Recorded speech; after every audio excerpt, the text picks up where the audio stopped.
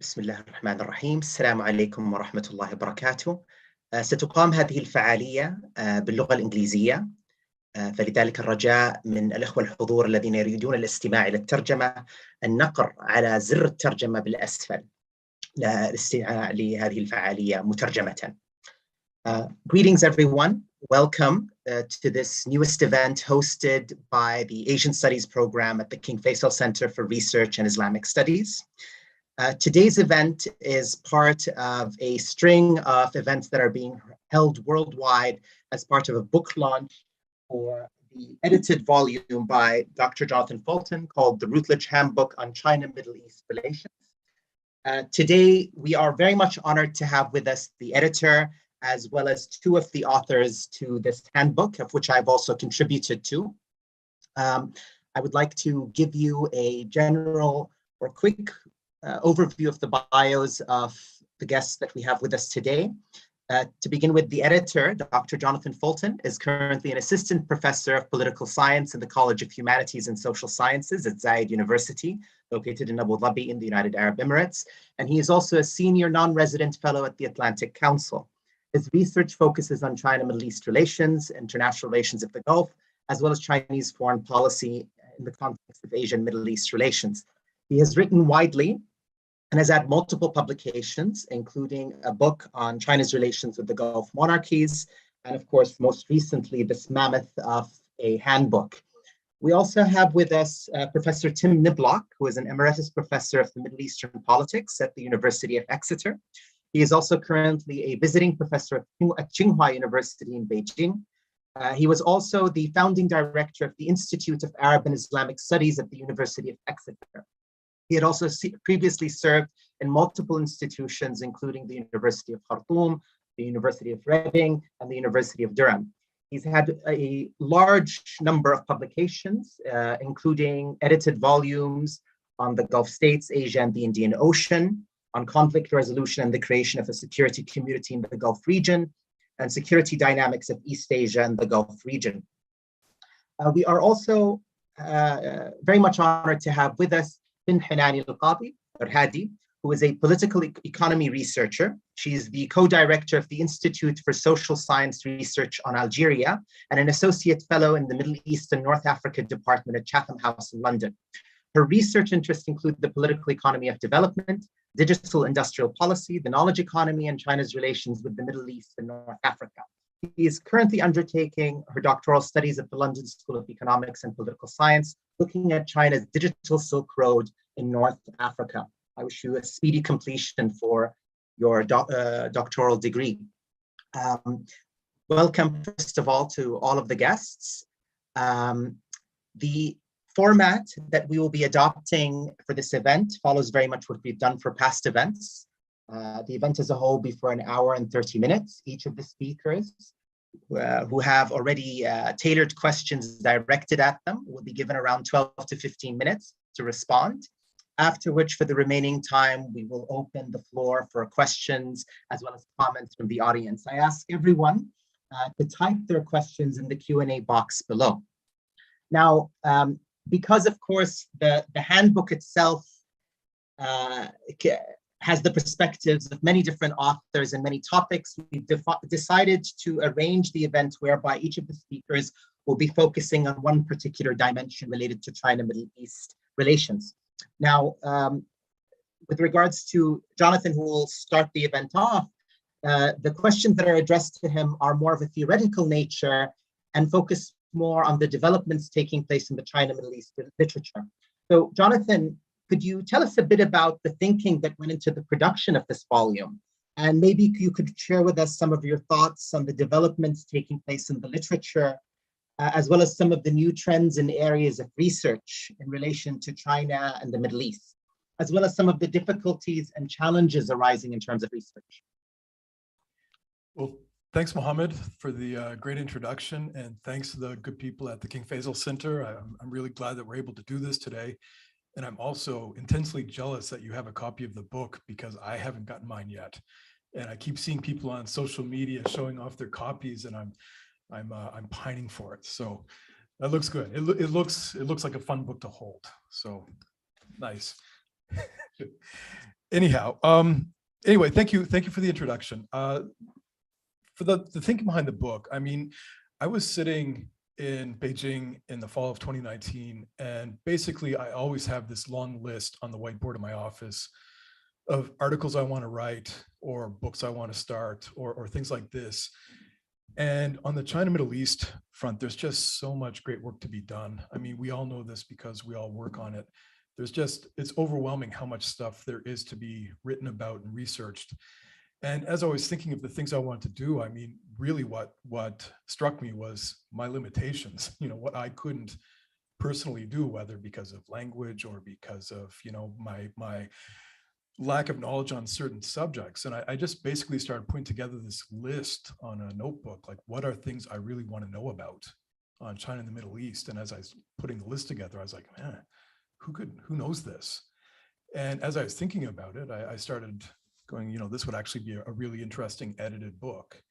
And as luck would have it, the next day I was at a workshop in Beijing, and several of the people, not several, I guess there were probably 5 or 6 people who ended up being in this book were there, including Tin Hanan and Lena bin Abdallah and De Gang Sun and a lot of really great scholars. So I'd start talking with people at the breakout room and over coffee, and hey, would you like to do this thing with me? And almost everybody said yes. So it ended up taking shape. I think it's a really important project now. Like I said, I started conceptualizing it and organizing it in my head in 2019.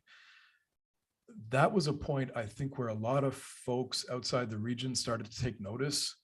I know that in 2019, especially in Europe and the UK and the US, a lot of different people in government, a lot of folks in think tanks started contacting me and saying, hey, China's a big deal in the Middle East. We didn't really realize this. And people really started to look at it across a range of different issues. So it seemed to me that the time was right because, as we all know, it's a very, very important geopolitical shift. I think it often gets shortchanged as a China Middle East, where I think it's more of a more holistic, West Asia, South Central, and East Asia. What we're seeing is this Funabashi Asianization of Asia really coming together in a much, much larger way. And I think China is important to that because obviously China, with its Belt and Road and with its massive economic footprint and its larger political ambitions, it has, I think, a more developed approach to the region than you'll see other Asian countries at this point. But I don't think that's the end of the story. I think we're going to see India, Japan, and Korea, and all these other countries following suit in a big way. So it just seemed like the time was right to start documenting what this means. What is it about? What's the goal for both China and for regional countries or regional actors?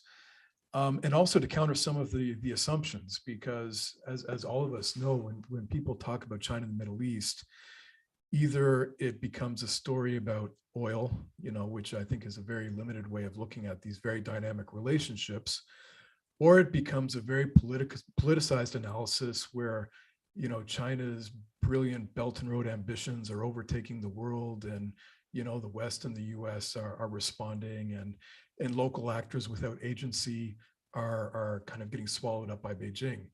So it seemed very important that we had a book that kind of presented a multifaceted analysis of what's happening at this moment in time. And in terms of producing the book, I thought one thing that was very important to me was that we had a lot of diversity in voices, because it would be very easy to just get a lot of folks who look like me looking at it. But it's more important to try to get representation from the Middle East. What are people in Middle East, North Africa thinking about it? What are the debates or the narratives within these countries where China is enlarging its presence? And also, what are people in China saying about it? So it was important to try to get as much of that as possible. I think it worked out pretty well in the end. I mean, I think there were there were 26 chapters overall. 11 were written by people from the Middle East region, Middle East, North Africa. I think 6 were written from people from China, And then the rest was just a broad range of folks scattered, people like me, people like Professor Niblack, who are looking at this from different perspectives. I would have loved to have had more diversity. One of the, I think, we're all dealing with this. This book was hatched in late 2019, and then immediately COVID hit. And this made it harder for a lot of people to participate. People who had initially said they could, then had overwhelming work or family or just difficulties, health issues. And that meant some people who had initially said they could participate couldn't. We all know that working moms especially were hit pretty hard by this. So what I was hoping was to see as close as possible to gender parity in this. And in the end, that didn't even come close. Several women had to drop out of the project, which was disappointing just from an editor's perspective, because I'm pretty much aware that we don't want to have these books that are just really dominated by guys all the time. And the other issue was that situations in the mainland made it harder for some Chinese scholars to contribute. I think there were maybe political concerns or issues or just for whatever reason, a number of our friends and colleagues on the mainland weren't able to contribute in the end. So, and I'm tremendously satisfied with how the book turned out. And it's just, to me, a dream team of contributors. I couldn't have asked really for a better list of people. But there were, several chapters that didn't make it into the end. It's just, to me, I think I'm maybe perhaps being immodest here, but I do think it's the best single volume offering on the subject that's out there today, certainly in English. Hopefully we'll see others in different Middle East and North African languages or Chinese as well. You asked me to talk about trends and developments. One of the things, so I started looking at this more deeply around 2010, and I guess I started my PhD in 2011. And my dissertation was focusing just on China-GCC relations. And at the time, it really seemed enough to focus on bilateral relationships, because that in itself seemed to really be novel, that China was engaging deeply, or Middle Eastern countries were engaging deeply with China, that I could write case studies on UAE, Saudi, and Oman, and that would be something that, really kind of raised some eyebrows.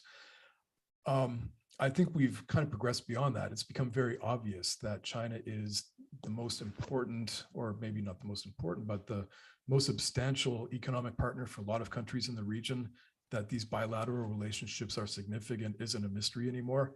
So I think what I'm looking at for the more interesting research going forward are those issue-based things, looking at the different ways that these broader relationships are taking shape, whether it's in the tech sectors, whether it's in tourism, whether it's in education, whether it's in things like AI, approaches to development, security, really more of the issue-focused research rather than the country-specific research is what I think will be really driving a lot of things going forward. And in terms of difficulties and challenges, I'm mindful of my time here's almost up, but difficulties and challenges, obviously COVID, was the big one for all of us. The other one, before we went live on this event, we were all just discussing how hard it is to travel back and forth now. I've been trying to put together an event that would bring Chinese scholars to Abu Dhabi here, for about 18, 19 months. We started planning this in 2019. We had big ambitions to do it in early 2020. And then we thought maybe late 2020 and then early 21. And now we're thinking, okay, well, maybe we'll just never do this again. Maybe it will be, maybe it'll be after the Congress, after, we don't know. So that challenge of just physically getting together, with these Chinese friends and colleagues that I used to see a few times a year, and now I haven't seen except for on Zoom, which is great, but limiting. I think that's the big issue for me, is to actually be walking around China, talking to people and just getting a sense of how people think about things is really something I miss pretty pretty substantially. And I guess that's the big challenge just in going forward, is how are we going to be able to navigate that stuff? But, you know, I guess that's where we all are, right? You, Mohammed, more than the rest of us. So with that, I think I'll stop. I'm looking forward to any questions you have, but more than that, I'm looking forward to hearing what you and Tin Hanan and Prof. Niblock have to say about the subject. Yeah, thank you so much, Jonathan. I mean, it is a real challenge, and I think it has had a lot of impact on the research in the past few years. A lot of scholars who want to do field work on the ground. I mean, Tin was also mentioning that earlier, but I think many others are having difficulty accessing China. There are difficulties in accessing archives, and just there's also a lack of having more engagement with Chinese institutions and partners that I think impoverishes the discussions overall. And also doesn't enable us to see things in a suitably holistic way. But of course, you know, as a result, we're also forced to maybe look at the relationships in new ways, right? Doing field work on Chinese diaspora communities in the Gulf, for example, is also becoming a new topic because of accessibility and whatnot. So thank you for sharing your thoughts on that. And maybe now I'd like to invite him to sort of maybe talk a bit and move away from the discussion on theory and the literature of China-Middle East relations and more on sort of the outlines of China's strategic approach to the Middle East. So here we're shifting towards strategy. And maybe you could tell us a bit about what are some of the primary factors, as you understand them, shaping Beijing's approach to the region, and in what direction do you see this strategy evolving towards looking ahead into the future? Thank you very much, Mohammed. And let me begin by expressing my thanks to the King Faisal Center for having organized this. I think it's both important and significant that you're doing this and found time for it. And I'd also like to express my great admiration and appreciation to on Jonathan for having produced this book. It often seems to me that it's more difficult to edit a book than to write one, trying to fit everyone in and make them compatible. And I think he's done that wonderfully. He said that he thought this was the best book to date on this subject. And let me assure him that I share that opinion. And I think it probably will remain the best for some time, actually. Because the range and scope is something which is quite difficult to emulate, at least in a short period of time. Okay, so the question which Mohammed has put to me, Chinese global strategy and such like, and how the Middle East fits into that.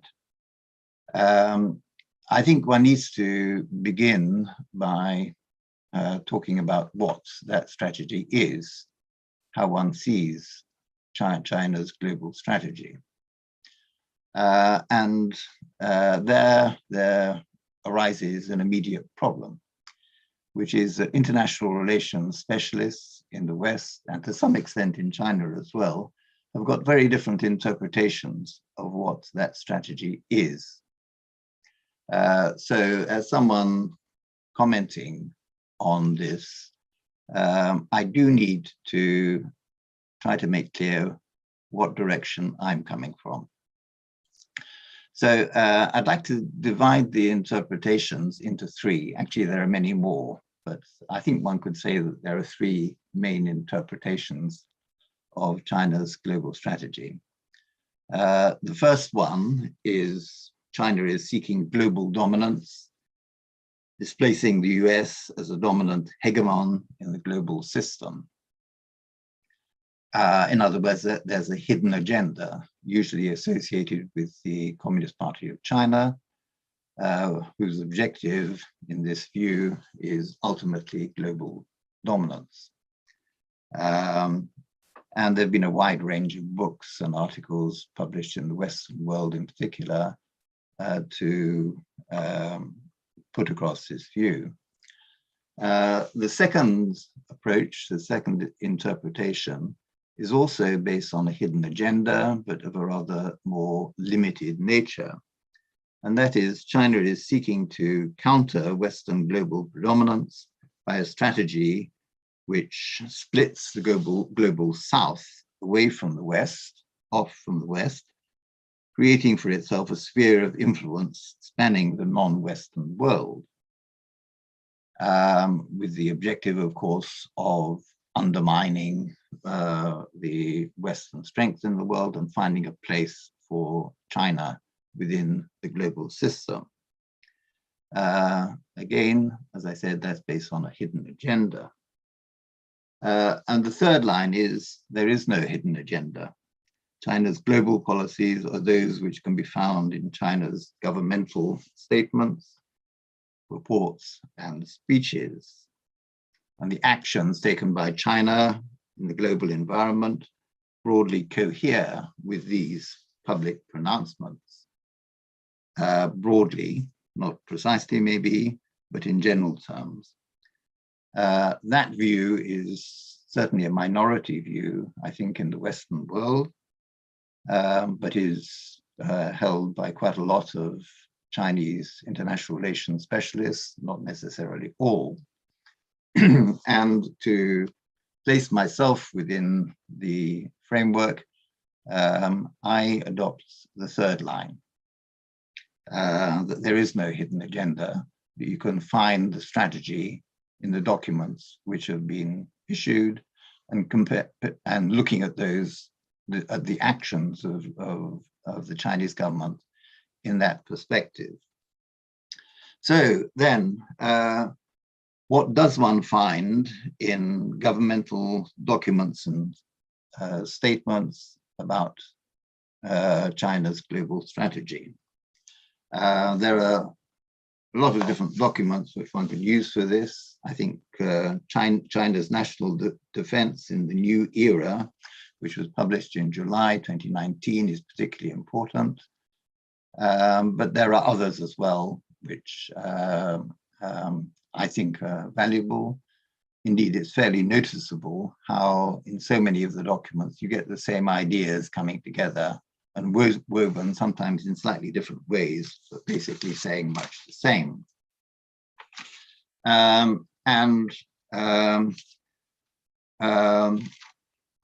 I would say within that there are four main guiding lines, or guiding principles, if you like, which one finds. The first is that China is concerned with ensuring the protection and security of the Chinese state, its political system, its territories, and its maritime claims. Now, no doubt, all states have a concern with security and the protection of security and sovereignty. But it does seem to me that in the case of China, this has a particular edge to it. Some would say that there is a sort of obsessive character to this, based very much on China's experience and history, the 100 years of humiliation in the 19th century and early 20th century, the years of exclusion from the central global institutions following the coming to power of the Communist Party, and the fact that off the Chinese coast and very close to the Chinese coast, there are US ships which are within reach of China. And also the whole question of Taiwan and support for Taiwan. And there's also the dimension of the long borders, which China has a lot to defend. So I think what follows from that is China's main focus in its strategy has to be on its region, has to be on East Asia, Southeast Asia, Central Asia, because all of those relate critically to China's defense, security, sovereignty. and they have to be put at the forefront of China's security policies, China's strategic policies. Secondly, one finds a strong rejection of global strategies based on hegemony, expansionism, or spheres of interest, to use a term which one finds in documents. And that, of course, conveys, on the one hand, a strong rejection of the perceived contemporary role of the United States, but also makes clear that China does not seek a similar role for itself. And the notion of a regional hegemon is also rejected. China may see itself, rightly, I think, as the most powerful and significant country of the Western Pacific, but that is not seen as implying a hegemony. Thirdly, there's the emphasis on global cooperation, or in the phrase in the documents, actively contributing to building a community with a shared future for mankind, creating a harmonious world.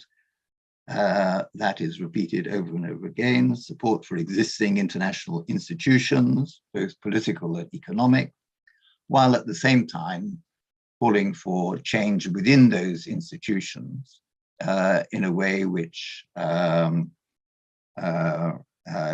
is coheres with current developments in the world, and recognizes in particular the changing significance of some new powers, including China. China, in this perspective, is not a revisionist power. Does not seek to overthrow the existing global system, but it does advocate change within it. So it is, if you like, a revisionist stakeholder. And a further aspect of this attempt to defend and promote China's interests within multilateral frameworks is the creation of an alternate global order, as I would call it. Not an alternative global order, but alternative, something which coexists with the existing global order, but does not seek to replace it, and which is more clearly and directly tied into Chinese interests.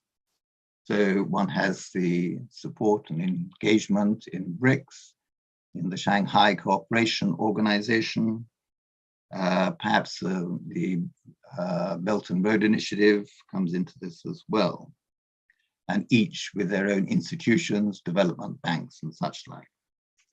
And the fourth perspective is the creation of international frameworks and relationships favorable for enabling the development and expansion of the Chinese economy.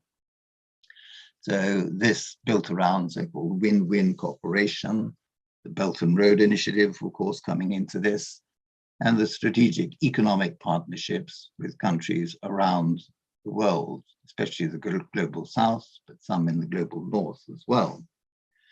So it's probably fairly evident how the Middle East might fit into this from what I've said, but I will now try and spell it out in 5 points in terms of the perspectives for the future.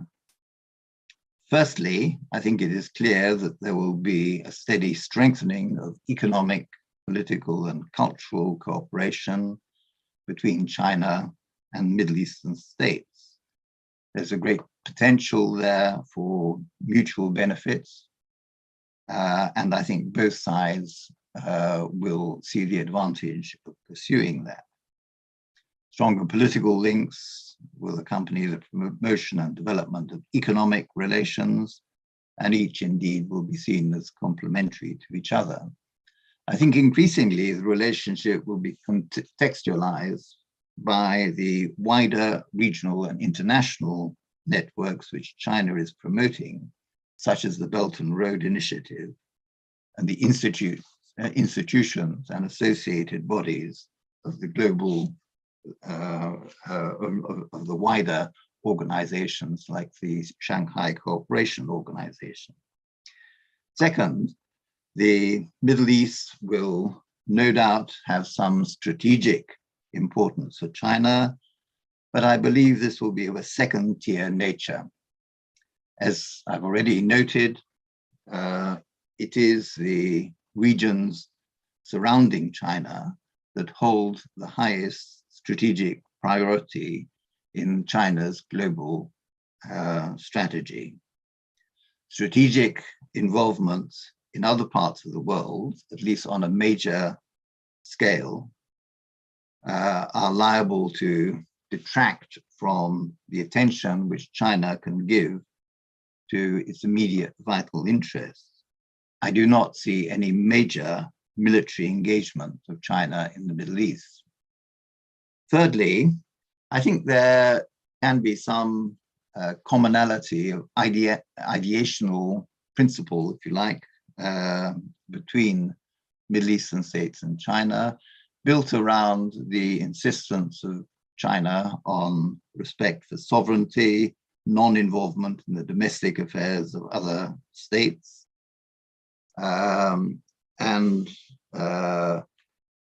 emphasizing mutual cooperation as a basis for international action. So that commonality, I think, could be of some significance as relations develop. Fourthly, I think there will continue to be a strong emphasis on neutrality and non-involvement in interstate rivalries, interstate regional rivalries in China's policy. I don't think China wants or would be wise indeed to take sides in regional disputes. I think it gains a lot from maintaining good relations with all sides, if you like. And I think that is very likely to be continued. China, of course, is against alliances as a whole, and I don't think you will see alliances emerging to replace the policy of neutrality and non-involvement, even though there are some intellectuals within China who would favor that. Fifthly and finally, cooperation with Middle Eastern states, I think, will also be partly aimed at rebalancing the global political and economic orders.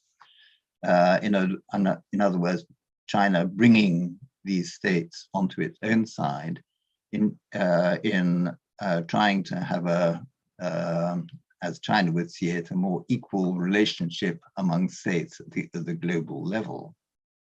And that is something which may at times be unsettling, I think, to the Western world. But I think it's something which is important from the Chinese point of view, as it is seen in China. So I think I've now exhausted my 15 minutes, and so it's back to you, Mohammed. Yeah, thank you so much. That was really exhaustive and very insightful. And in fact, I think the current ongoing crisis with Ukraine is very demonstrative of some of the sort of the principles you've outlined with regards to China's stances vis-a-vis an actor that a lot of media outlets describe as an ally, and which has sort of these ideational similarities with China, at least at a superficial level. But we also see sort of a limit to how far China would actually commit or do. And I think that should be food for thought also for onlookers in the Middle East who might have certain expectations of how China would act down the line.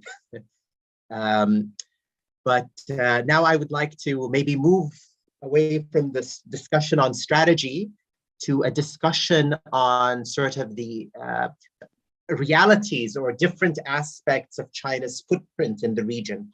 And typically in the King Faisal Center, we have tended to perhaps disproportionately focus on the Gulf, given that it's in our immediate periphery. But I think it would be very much useful and enriching to also look at how this footprint manifests itself in other contexts in the region, primarily North Africa. And here we have with us Tim, who maybe can tell us a bit about sort of how China's material footprint had evolved there. And maybe if you could tell us how you foresee, if you foresee any changes or new trends that we should be attentive to that might change the character of this footprint, and which also might be also taking place in the context of the Gulf, for instance, in technology. Thanks a lot for your question, Mohammed, and thank you to the King Faisal Research Center for hosting this event. And of course, thank you to Jonathan for bringing us all together and making this great book on China, the Middle East, and North Africa possible. Well, to answer your question, Mohammed, I will try to tackle it briefly by covering some of the main political and economic aspects of China's engagement with North Africa before discussing new emerging trends and mainly China's digital Silk Road in the region. So first, I would like to say that China's engagement with North Africa is not new. It at least dates back to the early days of the PRC in the 50s during the Maoist era, where the Maoists, the communists in power, supported liberation movements across the region. So the Bandung Conference in 1955 was a very important moment for Chinese-North African relations. So it was attended by all of Egypt's Gamal Abdel Nasser, Algeria's Front de Libération Nationale, the FLN, Tunisia's Neo Destour, and Morocco's Istiqlal Party at the time. And Egypt was actually the first African country to recognize and to forge formal diplomatic ties with China back in 1956. So under the Mao's era, there was common interests on both sides. China, on one hand, backed liberation movement, and on the other hand, as we know, countries across the global south helped China regain its Security Council seat through a UN vote, which was backed by all North African countries. But at the time, economic ties were insignificant. It was actually only after the 2000s, after China had adopted its going out strategy and had joined the WTO in 2001, that trade and investment between China and North Africa increased. Well, before delving more into the specific relationship, I think it's very much important to say that North African countries are not as strategic as Gulf countries for China, and are not as significant. And this can be measured through trade figures. So trade between Gulf Cooperation Council countries, so the GCC, and China are on average 5 to 6 times higher or bigger than trade volumes with North African countries, like counting all of Egypt, Libya, Tunisia, Algeria, Morocco, going from east to west. So the economic ties are not that important, but still Algeria and Egypt both have very important partnerships with China. This is it's the highest level of Chinese diplomatic ties, known as the Comprehensive Strategic Partnership. And this partnership is rooted in obviously historical ties, but also what Professor Niblock was mentioning, principles like common interest in some principles, including non-intervention in other countries' internal affairs. In the economic sphere, China has become a key country of origin import for all North African countries. It's like a top 3 import of origin point for all of North African countries. But if China's relations actually with the Gulf countries all enjoy a trade surplus with China, but North African countries all suffer from significant trade deficit with China. So for instance, just to illustrate this, in 2020, for example, Egypt imported goods and services worth over $13 billion from China, but it only managed to export about $900 million of goods and services to China. So this puts the trade deficit at around $12 billion for 2020 alone. And it's the case for all other North African countries. So the relationship, the economic relationship with China is not fundamentally different from North African countries' relationship with the EU or the US. The composition of trade between China and North Africa also reproduces some of the patterns of unequal exchange. So manufactured goods, high value added goods are imported from China, and unprocessed oil, minerals, agricultural products are exported to China from North African countries.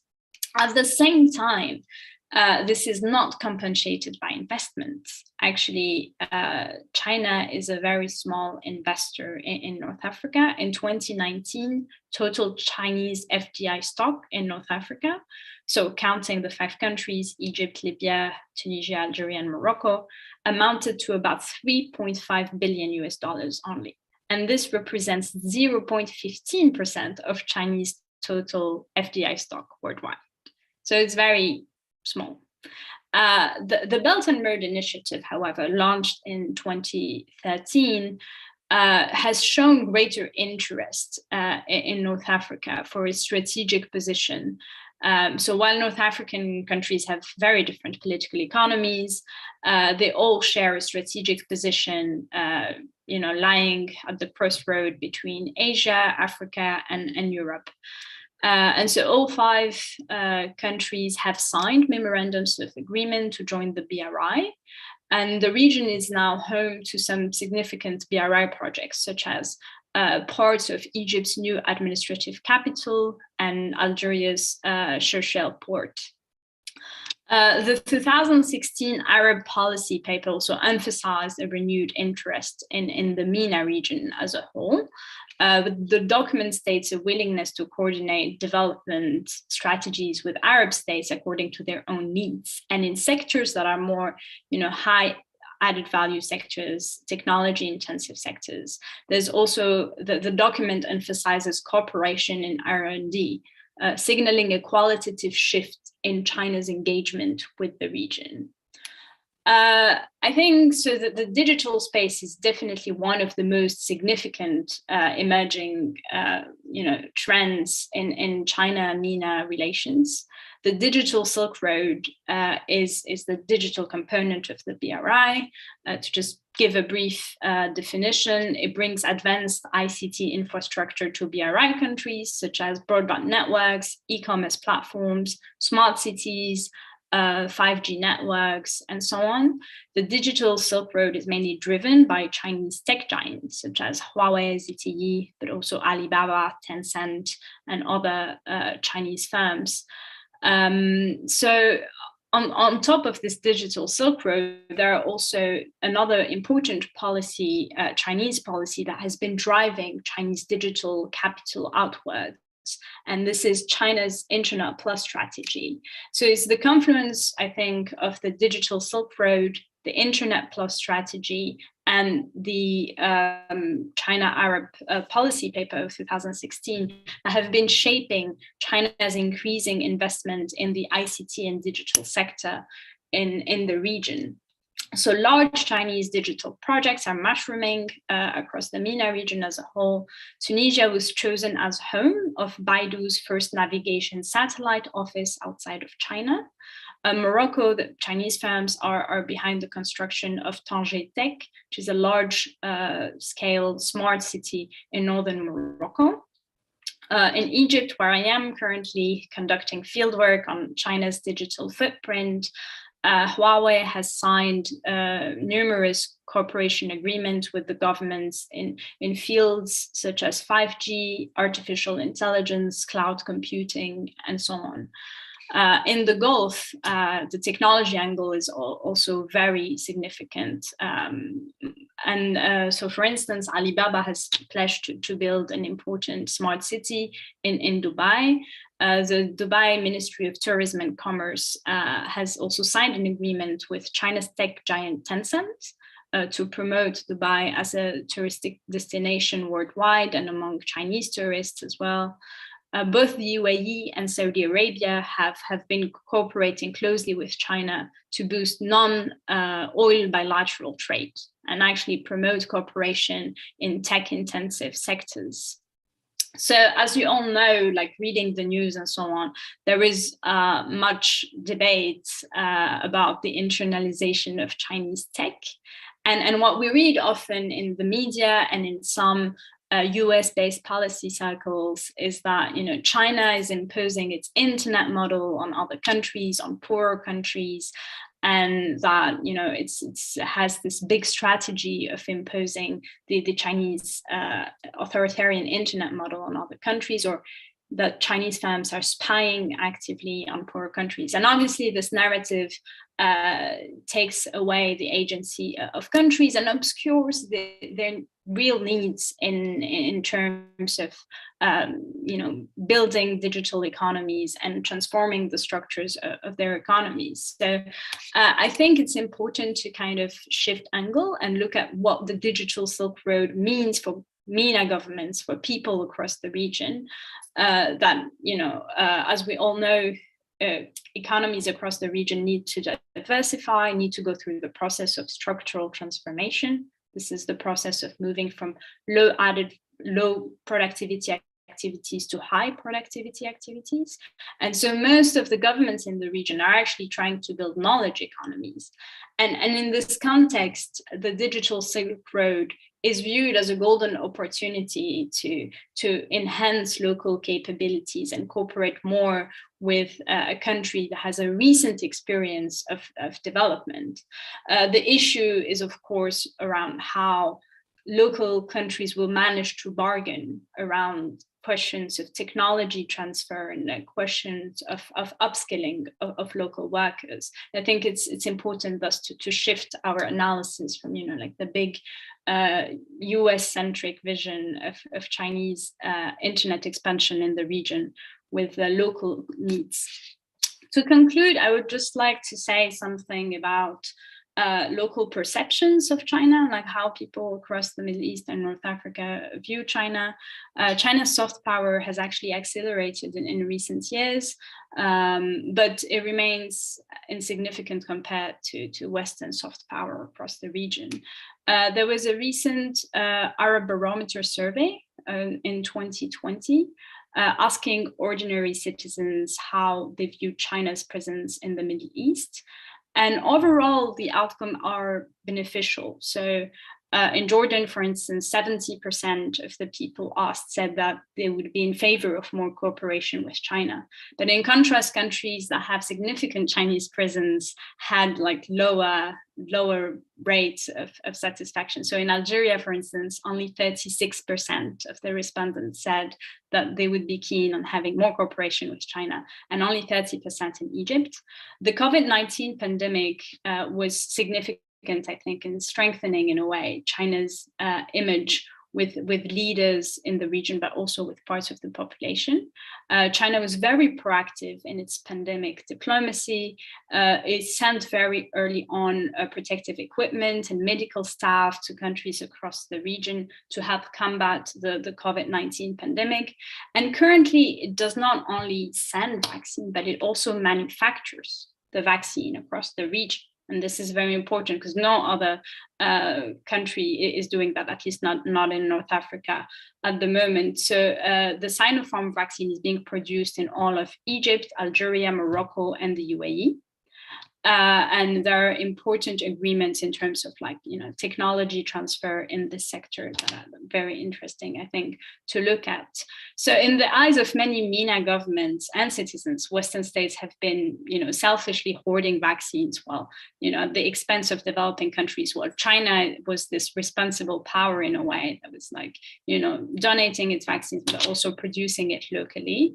I think that Sino-MENA relations will emerge stronger from the pandemic, and it's likely to see these relations moving to the next stage in a post-pandemic world. I will stop here. Thank you, Tin. That was really fascinating, and especially the figures that you mentioned. And it makes me think about how interesting the discursive shift has been even with regards to China's economic footprint in the region, where at the early launch of the Belt and Road Initiative, and even prior to it, the story was primarily centered on infrastructure, as well as sort of the movement of low-tier industrial manufacturing, right, from China to the region. But now the story is taking a bit more of a digital and technological view. And I think you're absolutely right. Part of this story is actually driven by local actors themselves. Certainly that's the thing we see in the Gulf. We have a lot of questions. I think we can take them maybe from an order. I believe the first question, or really two questions put together by one person, Julia Gorol, is addressed to Tim. I very much subscribe to your interpretation that China is trying to split the global South from the West, trying to create a zone of influence. Would you interpret the most recent attempts by the European Union and the United States, the G7, in promoting their own interconnectivity schemes, the global strategy, and the Build Back Better World initiative as a means to counteract this? And a follow-up question, doesn't this create new forms of imperialism in the 21st century great power? If 21st century great power competition is fought along lines of gaining influence in the global South? Okay, shall I respond to that, Mohammed, then? Yeah, maybe, and because I think there's like multiple questions that are addressed to different people, so maybe you can go ahead and then we'll take other two questions. Okay, thank you for the question, Julia. And thank you to everyone actually for the questions which have been put, which I have looked through as they're all very much to the point. I think I should clarify that I'm not saying that China is seeking to split the global South or the third world away from the West. I was giving that as one of the lines of interpretation. Nonetheless, it is certainly true that China is putting a lot of effort into developing its relationships around the global South, in Southeast Asia, South Asia, Central Asia, Middle East, Africa, Latin America. And that is a very significant part of what China is trying to do in the world. But to suggest that it's trying to split those areas away from the West would suggest that this is aimed specifically against the West. I don't think it is. It does impinge very much on Western interests, but I don't think that is the ultimate objective. I think there are economic objectives behind it, political objectives, but I don't think they are predominantly anti-Western.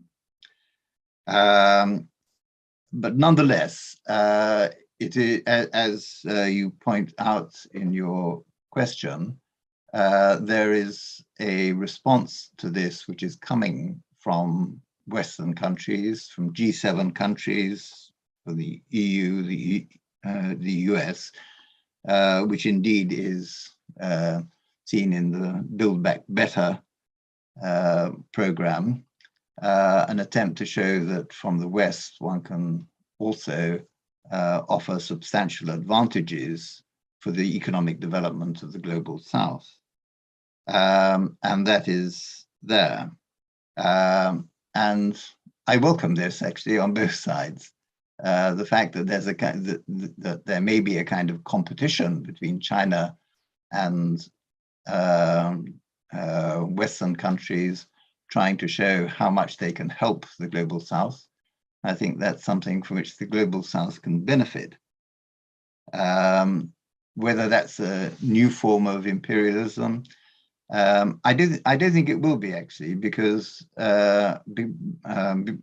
really of the competition. I don't think one is in a situation where China, for example, will be able to dictate terms to global South countries, because there are options. Interesting. Thank you so much, Tim. I mean, the questions are still coming in, and I'd ask anyone who has any comments or questions to type them in the box, because I see raised hands still.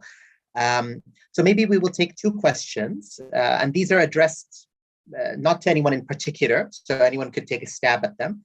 The first question is from Mohammed Ramezan, and the question essentially asks about where does the Middle East fit in the thinking of China's communist, in the Chinese Communist Party's strategic outlook globally, and how does their understanding of the region therefore contribute to their approach towards the region? So that's his question. And then the second question is from an anonymous attendee. In what ways does China contribute to a stable Middle East? And in what other ways does it not?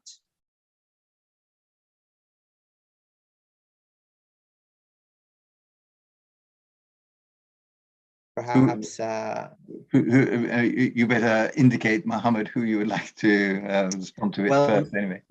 Well, maybe we'll give you a warrior's rest for a minute or two. We can invite Jonathan and Tin. And then if you'd like to add your thoughts on any of these two questions, you'd be more than welcome. Jonathan.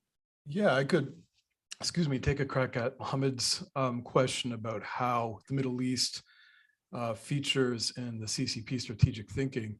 Although I think Tim has done a really great job of already addressing a lot of this.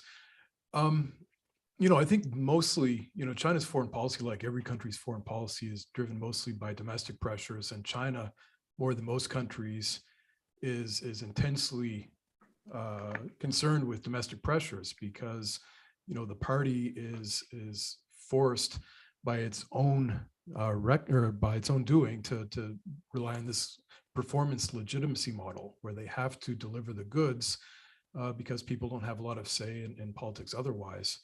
So, I think the party is mostly dealing with those domestic economic and political economic pressures. And then as Tim pointed out, they're sharing borders with a lot of countries that present serious strategic concerns. I mean, we tend to look at China as this giant country that's just stomping across Eurasia unimpeded, but it shares Asia with Japan and India, two major Asian powers that have very serious problems with it. And then there's a lot of second-tier powers like South Korea, Indonesia, any range of countries that have a lot of issues with China. And a lot of these countries often act in concert. So there are opportunities to balance against China and Asia. So it's really intensely focused inward and then on its immediate periphery. And then it's only, I think when you get to maybe that third tier where the Middle East really starts to feature and what it's looking at in terms of its overall strategic objectives. So primarily, I think the Middle East, the Belt and Road is driving a lot of what's happening in Beijing. Obviously, they see this as a very important geoeconomic initiative to extend its influence and its economic power. I think primarily, I don't think it's necessarily a strategic objective, although that features. But I think primarily the Belt and Road is about connecting these markets, connecting these business clusters, connecting societies across Eurasia and the Indian Ocean region so they can get to the Mediterranean, where its biggest trading partner, the EU, is at this endpoint. So I think the Middle East obviously is very important in that you don't get to the Mediterranean without passing through the Gulf, the Arabian Sea, the Red Sea, the Arabian Peninsula, these very important hubs that are kind of the connective tissue for what China's trying to achieve in this BRI. So I think it sees it as a strategically very important region. I think it also sees it as a place where great powers have always had to play a role. Of course, the Middle East has always had either the good fortune or the bad fortune to be, the focus of a lot of extra regional powers. And, with the major geopolitical issues in the region, I think China sees it as important to play a role here, whether it's, you'll hear China starting to voice opinions on things like Israel-Palestine, where I think very few people think China has the answer. Yet China's jumping in and saying, "Oh, we've got an idea. We've got a 4-point plan or whatever." So I think it's starting to see, an ambition to play a bigger political role is just something that behooves its status as a great power. But I think by and large, its bigger issue is just getting, connecting its markets in the region to other markets across the IOR or Eurasia. And of course, right now, the issue of China-US strategic competition, I think, drives a lot of that as well, because China does have deep interests here, whether it's trade, whether it's energy, whether it's contracting. And the way that the US-China relationship is deteriorated, I think jeopardizes some Chinese gains in the region unless China starts to play a more muscular role. So you've seen China start to look, the base in Djibouti, I think, is exaggerated, but it could be an indication of what we might see in the future.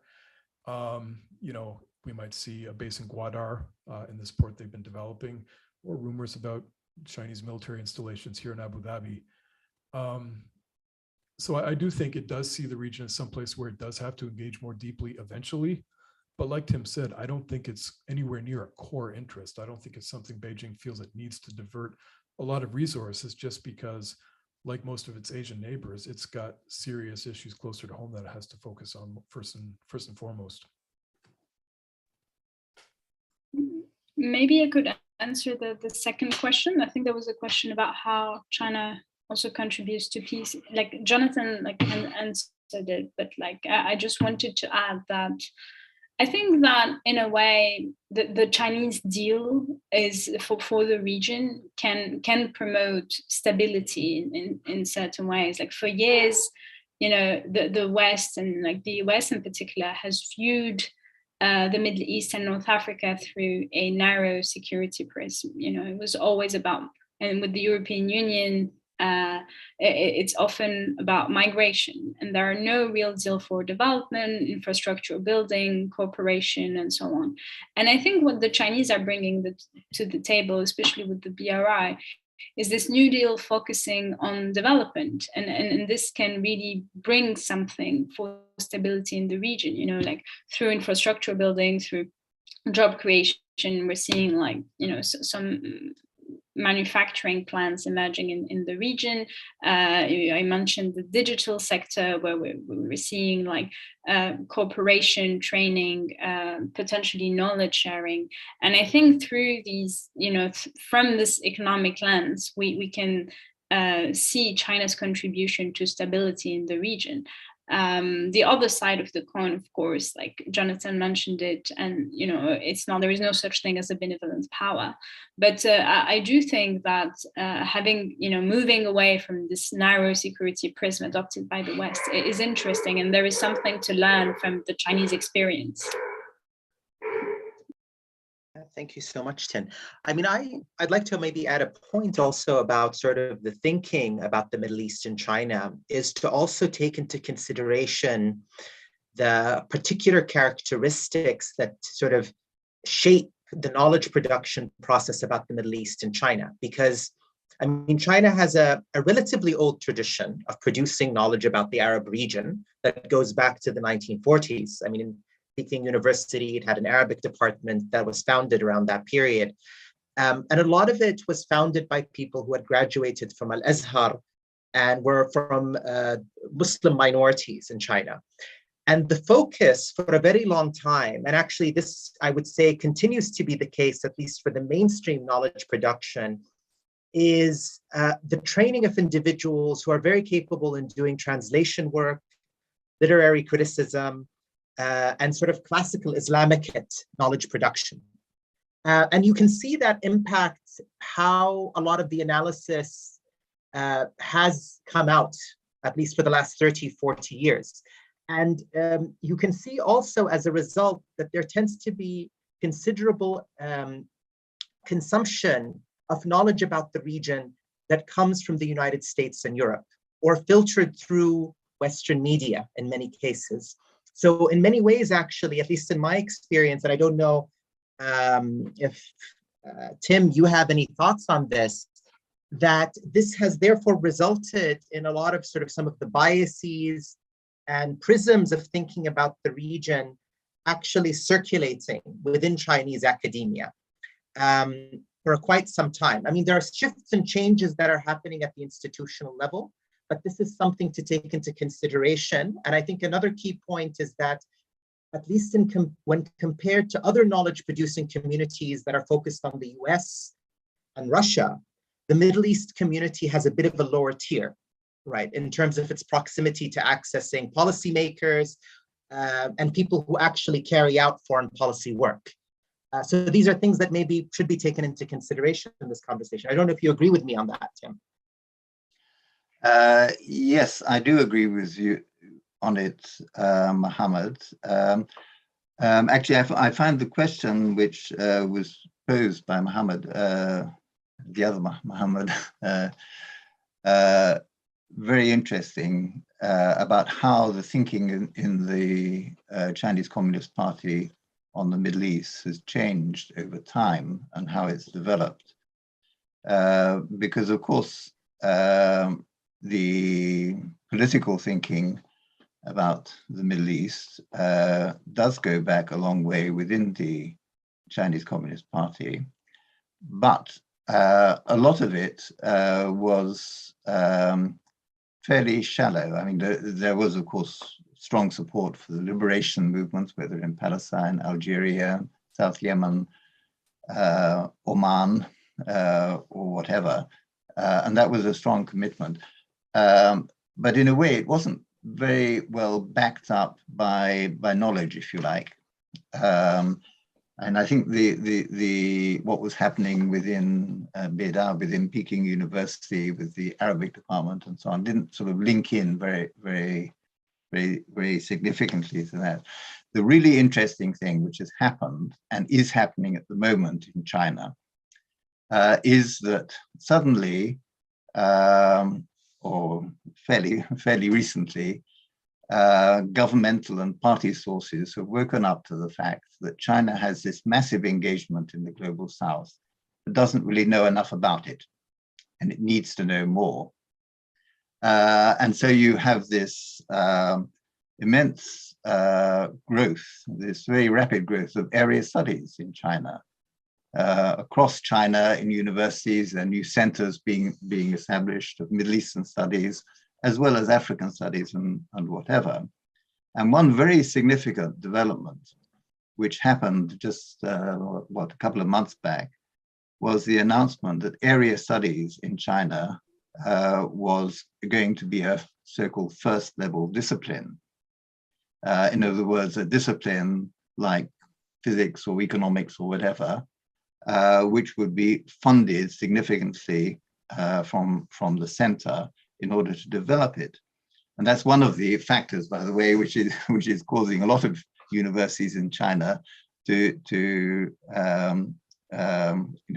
try to fit in with this new direction.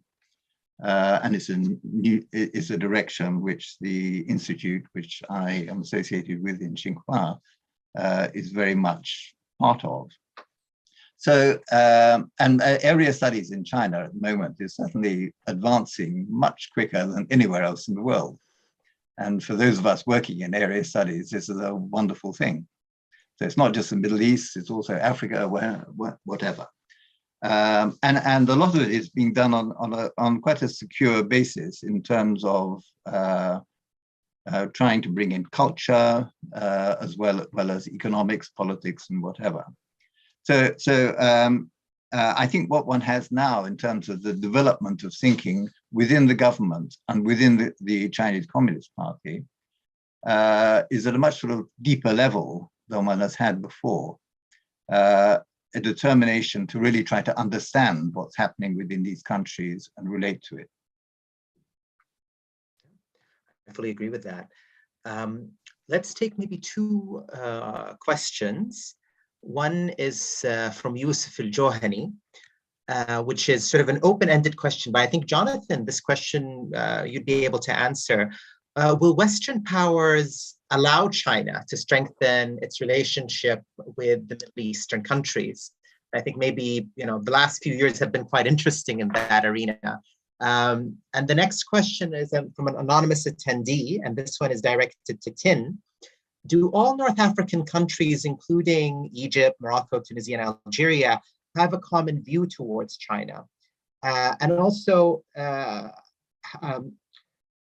how does China view these places or these countries within sort of an economic or security, or in relation to economic security and energy perspectives? So quite a broad range, a broad question. Jonathan, please. Yeah, so I actually like this question a lot because, you know, there's just so many ways to come from this. But I mean, the first way I look at it is, you know, why do Western powers get to make that decision? I think actors in the Middle East are probably going to decide if China is going to play a bigger role here, right? If I know that obviously the Europeans and the Americans have had an outsized role for a very long time, but it really does feel like the force of gravity, this knitting together of, you know, West Asia and East Asia. You know, this is the economic future. This is where the economic center of gravity in the world is. It's someplace over Uzbekistan right now. Soon it's going to be between China and India. You know, I think if you look at migration patterns, if you look at trade patterns, if you look at resources, this is, I think, the story of the future is the Indian Ocean region and the societies and countries and people and markets across them coming closer together.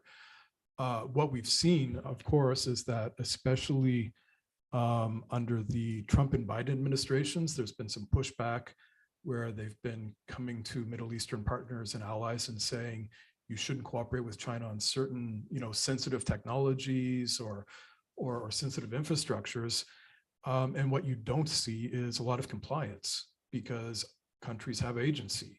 And in a case where you have two superpowers vying for your attention, it's not the worst position to be in because, you know, here in Abu Dhabi, we keep seeing America kind of, I wouldn't say threatening is not the word, but warning. Certainly the UAE might not realize what it's getting into in some of its engagement with China.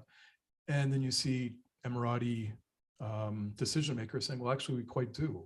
You know, we've been working with them for quite a while at the elite level. I think one thing that's important, and I think this goes back to the points that both you, Mohammed, and Tim were making about knowledge production in China, the opposite is true, that I don't see a lot happening here of Emirati or Khaliji people learning about China in a very meaningful way yet. So there's certainly a lot of room for that to grow. And inshallah, we'll see some area studies happening here because, you know, I haven't taught a class on China in quite a while and I'd love to. But I do believe that people here at the elite level, at least, have deep experience with China. They've been engaging with it in a pretty serious way for quite a while. And I think they probably are quite aware of what they're getting themselves into. And this also has to be taken in the context of everybody I talk to in Abu Dhabi and in Dubai, or really in the region, is absolutely convinced that the US commitment to the region is not going to hold much longer. And I think part of this is exaggerated because, you know, the US still is the preponderant power in the region, but America's approach to the Gulf especially has always been interest-based. And its interests have shifted, you know, where it's not worried about the Soviet Union anymore. It's not worried about Gulf energy making it out to the global markets and affecting capitalism or in a negative way, you know, that it would support global communism. Well, that's not a concern. They don't have to worry about Israeli security in the way they used to, because Israel has never been more secure, at least on a state-to-state level, than it is now. And in terms of global shipping, or freedom of navigation, which I think has been the other primary American regional interest, well, you're seeing a lot of other countries stepping up and playing a larger role in this as well. So I think America's interests are shifting, and that's going to lead to a recalibration. Certainly every American politician talks about the Indo-Pacific as the priority theater. So I think it probably does hold up that the US isn't going to be playing the same type of role in the Gulf as it has.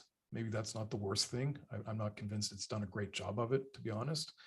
And I think that, you know, Gulf actors, again, it's not a binary. It's not China or the US, right? Last month, we saw India and the UAE sign a free trade agreement. That's very interesting and I think very important. Just given the tensions between India and China, you know, the fact that India is consistently the UAE's #1 or #2 trade partner, and that it doesn't get along with China very well, that there are tensions between India and Pakistan and the Gulf and Iran, means that geopolitically this could be a very interesting relationship too. So yeah, I don't think the West really gets a say in this one, Yusuf. I think folks in the Gulf or in the Middle East are probably going to make that decision for themselves. And I think just based on the logic of big numbers, it seems inevitable that these Asian countries are going to play a bigger role. Thank you, Jonathan. Tin, please, the floor is yours. Great, thank you. Well, I think the question was whether North African countries view China the same way. Well, the answer is no. I would say, like, the countries that are closest to China are obviously the countries that share the, you know, like the socialist spirit of the 60s and 70s. Algeria and Egypt, having both had socialist governments after independence, are the closest ally to China in the region, I would say. And this was part of like the anti-imperialist, ideology of the post-colonial era. Economically, also, relations are very different. So some countries across North Africa are borrowers from the China Development Bank, the China Exim Bank. So Egypt has been contracting loans to build some major infrastructure projects here in Egypt, while other countries are like net exporters of capital to China, such as Algeria.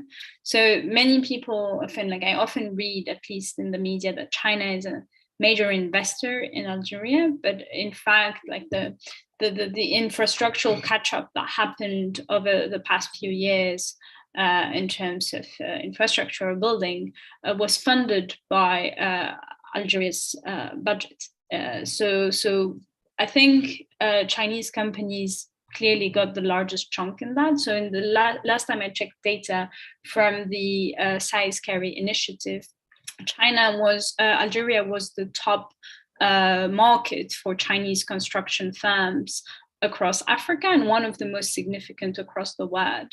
So between 2009 and 2019, if I reckon, Algeria gave contracts to Chinese construction firms worth $70 billion. So it's clearly one of the most significant markets for Chinese construction firms. And so we see different relations. So some countries like Tunisia, Morocco, and Egypt do have loans and contract loans from China, while others are next contractors of Chinese firms. In terms of energy, North Africa is not that significant for China, I would say. Algeria does not export much of its oil or gas to China. Libya used to before the Arab Spring. But then I think in 2010, just before the uprising, about 10% of Libyan oil used to go to China, and this represented about 3% of Chinese imports in oil. But this dropped significantly after the uprising. And last time I checked, Libya has started to export again its oil to China, but it hasn't reached pre-uprising levels yet. So yes, all these countries have different relations to China, but I would say that in a way, the view of China as this successful development model that could in a way be replicated is very much shared among North African elites at different levels. Thank you. Yeah, thank you, Tin. I mean, I think that also the point on investment is quite interesting because it actually fits with the global trend we see, or at least the Chinese investment footprint in the non-Western world. I mean, the rates in Africa and the Middle East have always been consistently low, and North Africa doesn't really go against that trend in many ways. If you look at like the figure of what 180 billion US dollars, majority goes to developed contexts in OECD countries. We'll take another two questions. One is directed. Could I just add a quick comment, Mohammed? Oh, please. Yeah, for sure. I agree very much with what Jonathan said. In fact, he phrased it in more or less the same way in which I would have done. The extra comment I would make is that the lever which the Western world, if you like, has used with the Gulf states in the past is that of their own feeling of insecurity. At least I'm referring in particular to the monarchies of the Arab Gulf. The idea that they're threatened by Iraq or by Iran or by the Soviet Union in the past, whatever, and that they need the West in order to survive. If one takes away that insecurity or some part of it, then of course they have much more freedom and moves towards healing relationships within the region between Iran and the Arab states of the Gulf, whatever, I think are all things which can take away from any feeling of insecurity and make it more possible for the governments to reach out in different directions and insist on going in those directions. That's it's quite a salient remark from both of you, because I mean, there's a lot of news now swirling that both in Abu Dhabi and Riyadh, the phone calls from Washington are not being received on the one hand, and on the other, there are rumors of an invitation extended to Beijing from Saudi for Xi Jinping to come visit, potentially in May, but I suspect maybe once COVID subsides in the mainland, God knows when. Let's maybe take another two questions. One is from an anonymous attendee, also directed towards Tim. How do you think of China's strategies in the Middle East in terms of whether it could be seen as an ally or partner? In either case, would China put more significance on regimes or people, or essentially the economic benefits and strategic gains would matter more than any sort of calculation of siding with particular regimes or people as such? So that's one. And the second question, which is to Jonathan, I think maybe Finn could also jump in on that one, is how do you see the progress of the BRI projects, specifically in the Gulf? But maybe I would also add in North Africa. And has there been any significant successes so far? This is from Mohammed Al-Hajiri, and he asks to you, Jonathan, specifically about the KIZAD project. Tim, would you like to go ahead? Yeah, okay. In terms of ally or partner, from the Chinese side, they would certainly describe it as partner, not ally. Indeed, China doesn't believe in alliances. Ever since the breakdown of its alliance with the Soviet Union in the 1960s. So,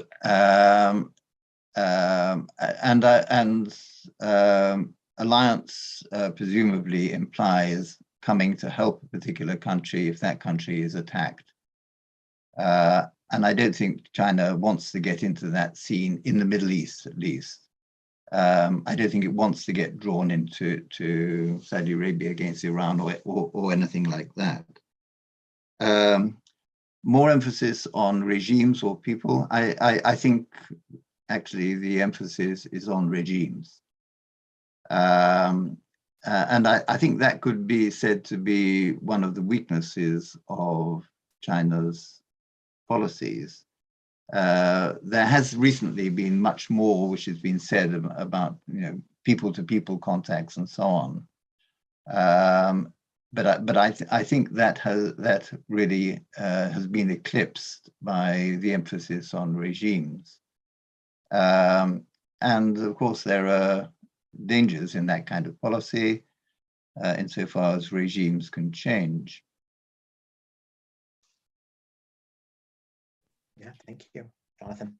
I would just add on to Tim's points, which I agree with, but being an international relations guy, I'm maybe a little more cynical, and instead of, I would choose neither A nor B, not regimes or people, but China's own interests, and whatever means that can be achieved by is probably what China's going to work more closely with. But you know, given those two choices, I think Tim's right that it's going to focus on the state, especially those states. I think Chinese leaders got caught on their back foot, like many of us did in 2011, and they look for those states that can offer some kind of stability. So that's why I think we've seen the UAE, for example, as you know, getting a lot more BRI benefits than other countries, which I guess leads into Mohammed's question for me about BRI in the Gulf. It's interesting because, like the other Mohammed said earlier, you know, we saw at the beginning BRI 1.0 was a lot of big hard infrastructure projects, you know, pipelines and ports and all this stuff.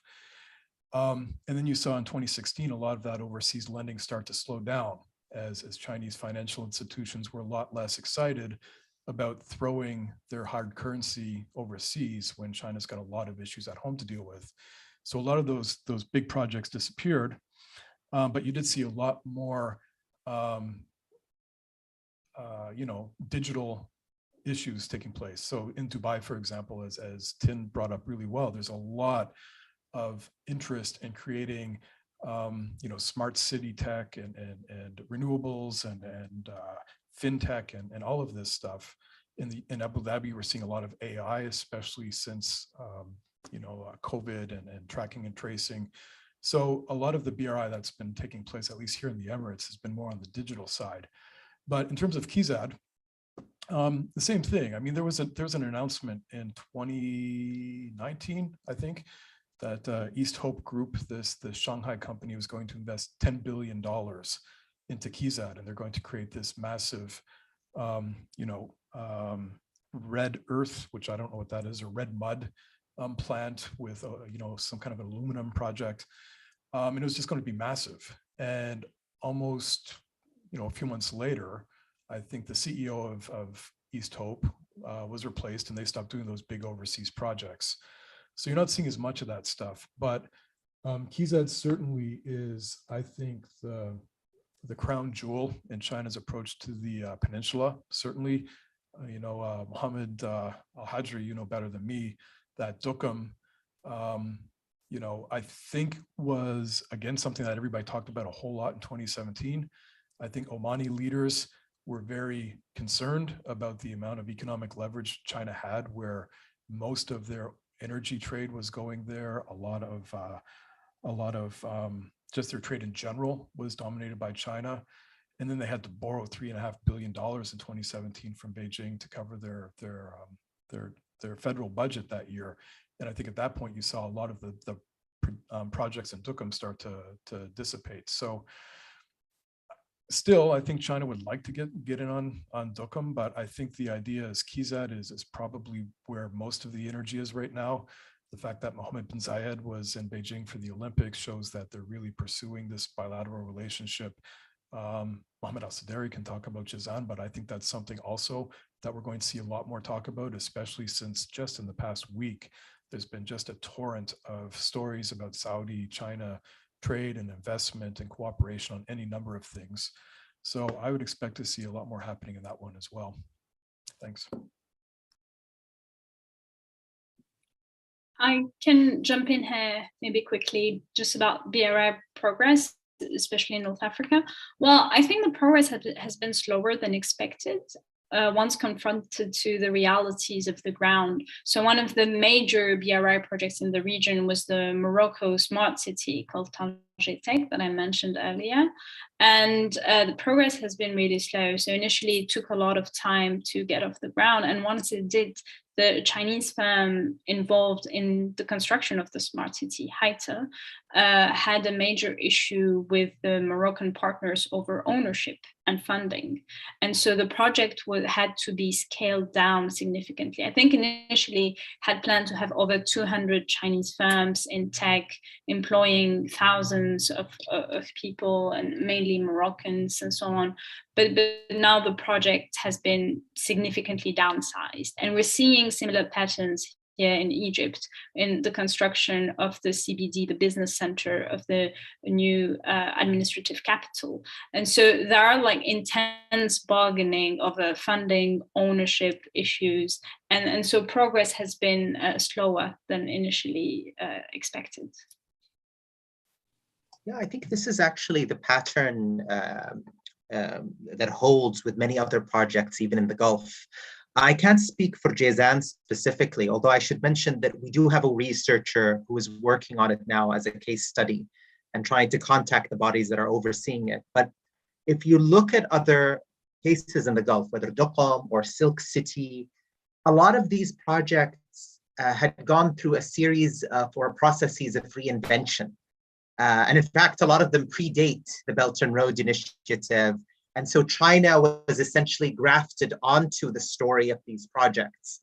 And what you see is a lot of political and economic haggling and a lot of stalling at the local level for various complicated reasons. And also a part of the story is that because of shifts in the politics locally, one region, one new project might gain added urgency, which would take away from these older projects and lead to their sidelining or a loss of interest in garnering international investment into them.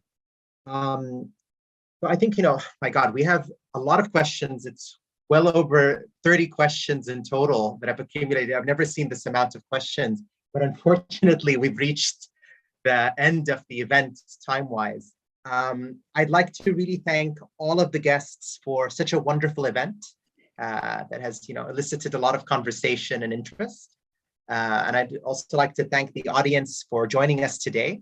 And I hope they will keep a close eye on our social media, our Facebook and Twitter accounts for future events from the Asian Studies program. And again, thank you, Jonathan, Tim, and Tin for such a wonderful event. Thanks so much for putting it together, Mohammed. It's really great. Yep. Thank you. Yeah. Thank you. And see you soon. See you soon. Bye. Bye-bye.